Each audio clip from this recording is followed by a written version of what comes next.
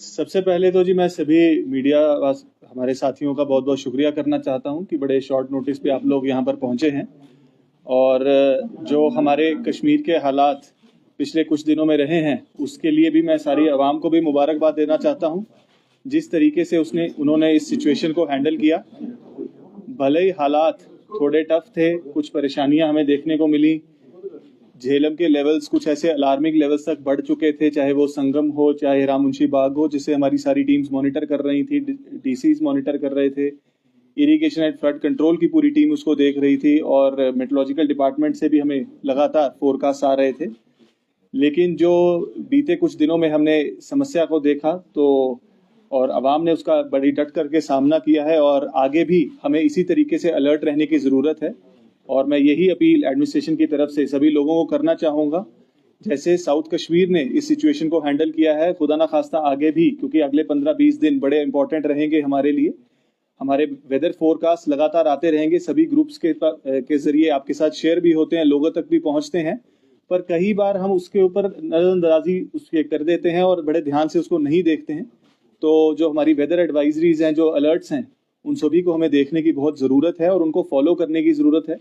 जितनी भी हमारी ट्रिब्यूटरीज हैं झेलम की, सिर्फ झेलम ही नहीं बल्कि चाहे कुलगाम के हायर साइड पे विशु नाला है या पहलगाम की तरफ लिदर है या उसकी हायर जो ट्रिब्यूटरीज हैं, उन सभी पे भी वॉच रखने की ज़रूरत है। और जो भी रिवर बैंक स्ट्रीम्स के आसपास लोग रहते हैं उन्हें बहुत सतर्क रहने की ज़रूरत है, बहुत सावधान रहने की ज़रूरत है।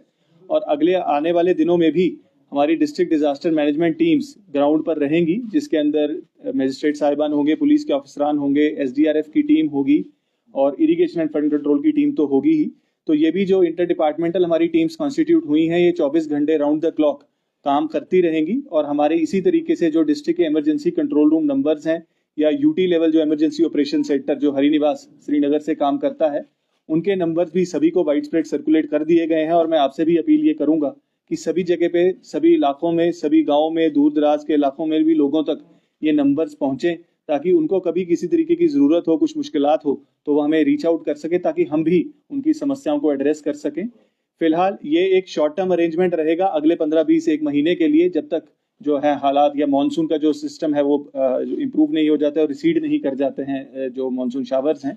लेकिन उसके बाद मीडियम और लॉन्ग टर्म के लिए भी मैं इन्वाइट करूंगा सजेशन सभी लोगों से कि किस तरीके से आगे आने वाले सालों में हमें बेहतर प्रिपेयर्ड रहना है इस तरीके की किसी भी वजूहात के लिए, इस तरीके की किसी इवेंचुअलिटी के लिए, और किस तरीके के डेवलपमेंटल इनिशिएटिव्स या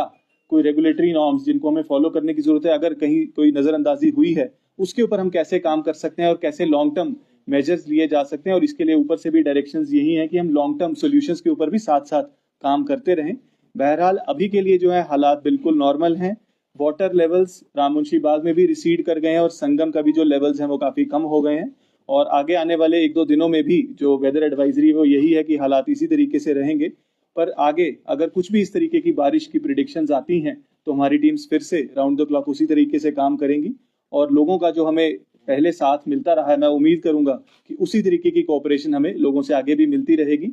मैं अपनी सभी डिपार्टमेंटल टीम्स, हमारी irrigation flood control teams, police, SDRF और हमारी जो 15 कोर की आर्मी की टीम है, जिन्होंने भी पिछले 1-2 दिनों में बहुत अच्छा काम किया है, उनको भी मैं इस मौके पर बहुत बहुत मुबारकबाद देना चाहूँगा। So any sort of, when we talk about the SDRF, NDRF, we have seen from since 2014 huge floods. Any sort of amendments and more developments to require, because you are talking about the better future ahead. So any sort of something, major amendments for that?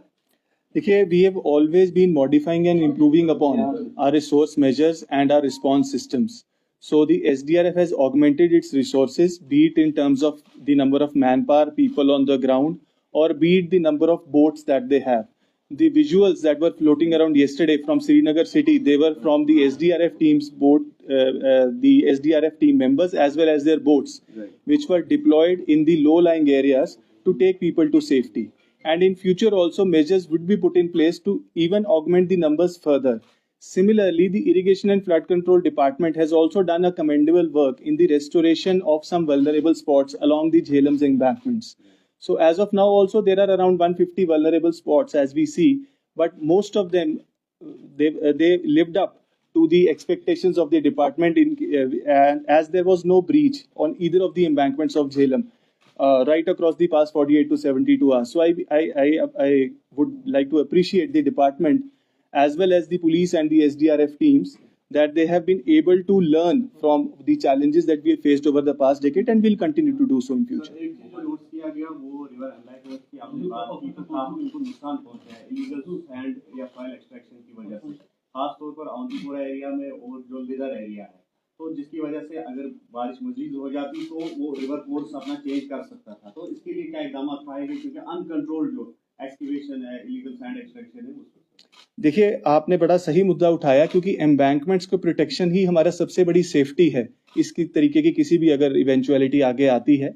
और जैसा मैंने पहले कहा कि embankments की strengthening पर काफी काम हुआ है और उसी वजह से किसी प्रकार का हमें इरोजन या स्पिल ओवर पिछले दिनों में नहीं मिला है। जबकि हमें ये जहन में रखने की जरूरत है कि संगम में भी और राम मुंशी बाग में भी जो हमारे डेंजर लेवल्स तक पानी पहुंचा है, जो कि तकरीबन 10 साल हाई जो लेवल्स हैं वो 10 ईयर हाई लेवल्स थे, लेकिन उसके बावजूद किसी प्रकार का कोई ऐसा नुकसान हमें देखने को नहीं मिला है। तो आई एम श्योर कि जो रेस्टोरेशन वर्क्स हैं वो अच्छे हुए हैं, पर जो कहीं कहीं चैलेंजेस जिस तरह का आपने जिक्र किया अगर आए हैं, उसके ऊपर मैं समझता हूं कि हमारी सभी जो डिस्ट्रिक्ट टीम्स हैं, हमारी इरिगेशन फ्लड कंट्रोल टीम्स हैं, उसका एक जायजा लिया जाएगा ताकि अगर कोई करेक्टिव मेजर्स की जरूरत है उसको तुरंत लिया जा सके। सर आपने यू आर सेइंग जो next 20 days are very crucial, in what sense it is crucial और इज इट इंपॉर्टेंट? आपने कहा इंपॉर्टेंट है। मैंने इसलिए कहा क्योंकि एक मॉनसून पैटर्न है जो अक्रॉस द कंट्री चलता है और 20 सितंबर तक हम मानते हैं जनरली कि मॉनसून शावर्स कभी भी एक्सपेक्टेड रहते हैं और उसके बाद इन जनरल ही रेनफॉल के जो पैटर्न्स हैं वो डिक्रीज करते हैं। तो इसलिए जो मेट्रोलॉजिकल डिपार्टमेंट है उनकी तरफ से भी 5 सितंबर तक कोई भी ऐसा हैवी शावर पैटर्न नहीं कहा गया है, मेनली ड्राई वेदर उन्होंने कहा है। हाउएवर इन मीनवाइल बीच में भी कहीं रेनफॉल्स कभी किसी को भी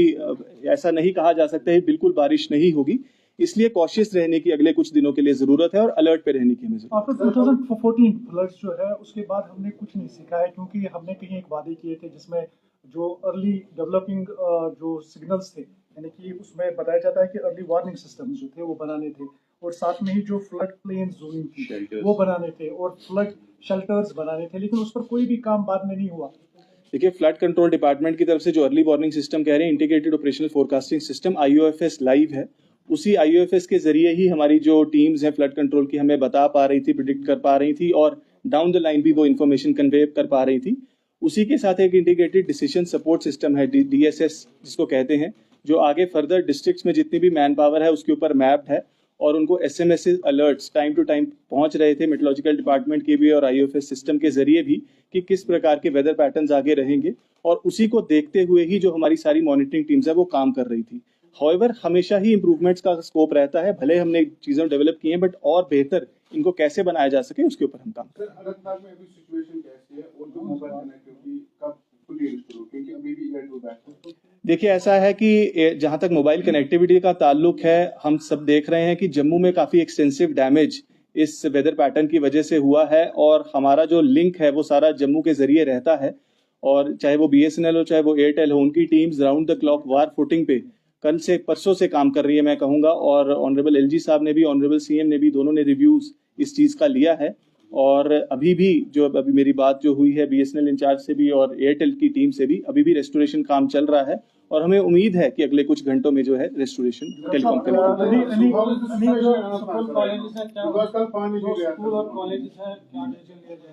देखिए, ऐसा है, ऑनरेबल मिनिस्टर ने आज के लिए जो डिसीजन लिया था तो मैं समझता हूं कि she will be in a better position कि उस सवाल का जवाब दे सके। मैं सिर्फ सिचुएशन के बारे में बता सकता हूं कि जो वाटर लेवल्स हैं वो रिसीड कर चुके हैं और इस समय पे किसी प्रकार की किसी पैनिक की कोई जरूरत नहीं। 2014 के बाद सरकार ने जो ड्राइविंग का जो एक प्रोजेक्ट उठाया था फिर वो खत्म ही हो गया, लेकिन क्या कोई प्रपोजल है आगे जो ड्राइविंग का प्लान है वो फिर से आप? देखिए, ऐसा है कि एक्सपर्ट्स मान रहे हैं कि वाटर बॉडी, देखिए ऐसी है, ये जो एक्सपर्ट बेस्ड चीजें हैं, जो एक्सपर्ट ओपिनियन, उस पे हमें वक्त लगेगा, तो अभी ऐसा कोई नीजर रिएक्शन हमारी तरफ से नहीं है। हाँ, जरूर लॉन्ग टर्म पे इसको जरूर रिव्यू किया जाएगा और हम जरूर आपके पास वापस आएंगे कि क्या आगे करने की जरूरत है।